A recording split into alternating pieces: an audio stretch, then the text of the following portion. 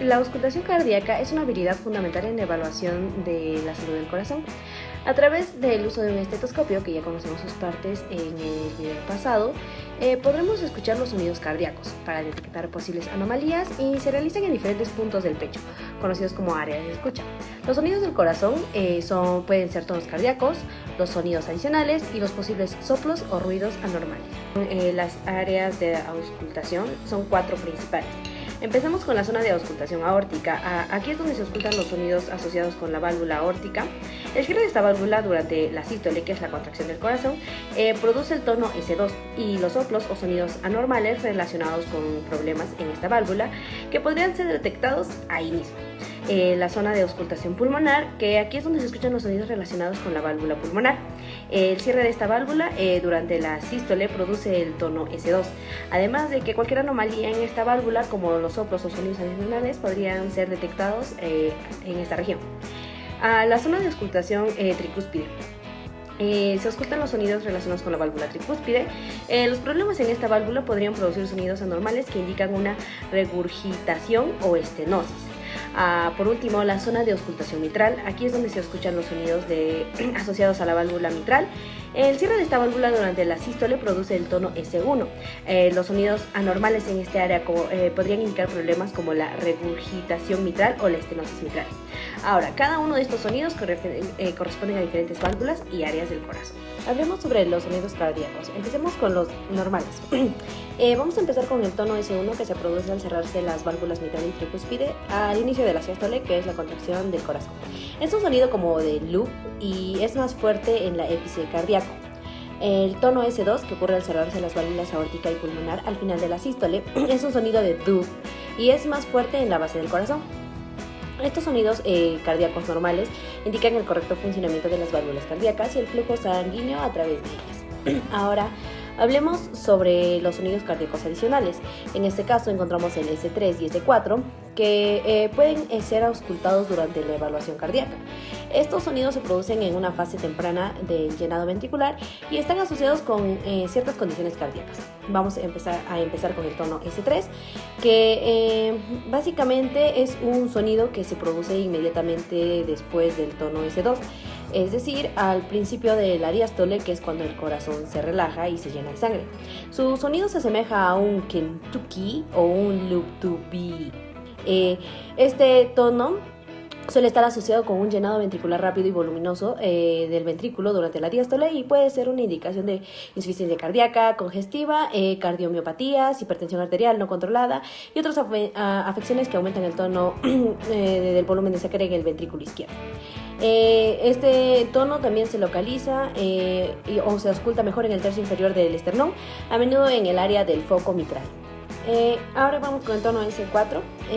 Este es un sonido que ocurre justo antes del tono S1, al final de la diástole, y tiene un sonido similar a Tennessee o a la loop tube.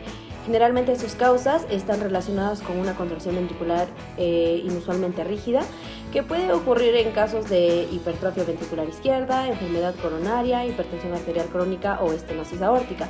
Este tono se produce cuando el ventrículo se contrae de manera vigorosa y repentina para expulsar la sangre en un ventrículo ya lleno. Este se ausculta mejor en el área del foco mitral, en el quinto espacio intercostal izquierdo, cerca del área donde se ausculta el tono S1.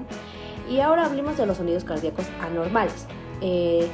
Empezamos con los soplos, que son sonidos adicionales que se producen entre los tonos cardíacos normales y pueden ser indicativos de un flujo sanguíneo turbulento a través de las válvulas o estructuras cardíacas anormales. Los soplos pueden ser clasificados según su timbre, duración, intensidad y punto de máxima intensidad. También vamos a encontrar los chasquidos y clics. Estos sonidos pueden estar asociados con las anomalías en las válvulas cardíacas, como válvulas rígidas o engrosadas, indicando la presencia de estenosis o insuficiencia valvular.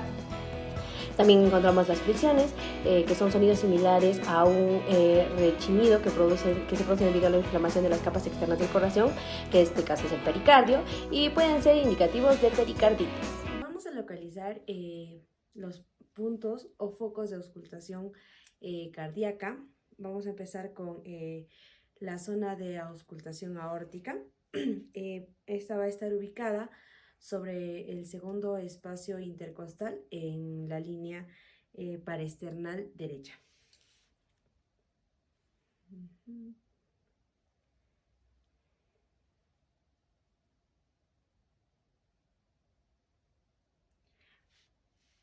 Ok, la segunda zona de auscultación es la pulmonar. Esta se encuentra sobre el segundo espacio intercostal de la línea paraesternal izquierda.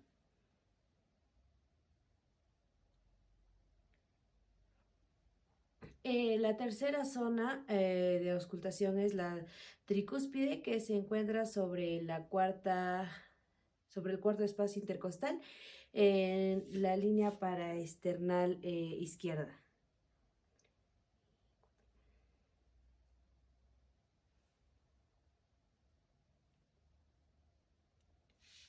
Y por último, la zona de auscultación mitral va a estar sobre el quinto espacio intercostal, pero en la línea medioclavicular.